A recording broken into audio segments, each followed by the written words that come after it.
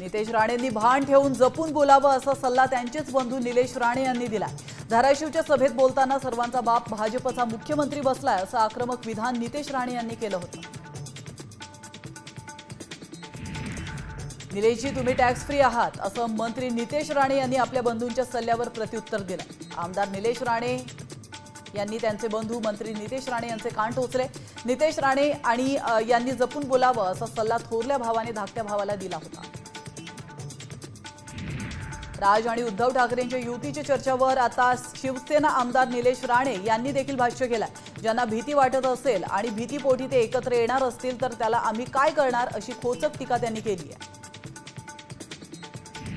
निलेश राणेंनी दिलेल्या सल्ल्यानंतर राष्ट्रवादीचे आमदार अमोल मिटकरी यांनी देखील नितेश राणेंचे कान टोचले।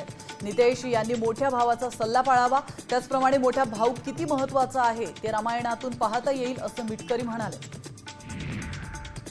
ठाकरे गटाच्या नेत्या किशोरी पेडणेकर यांनी देखील नितेश राणेंना सल्ला दिला। नितेश राणे यांनी सांभाळूनच बोललं पाहिजे असं पेडणेकर म्हणाले। सत्तेत असलेल्या पक्षाला डिवचू नका असंही त्यांनी म्हटलंय।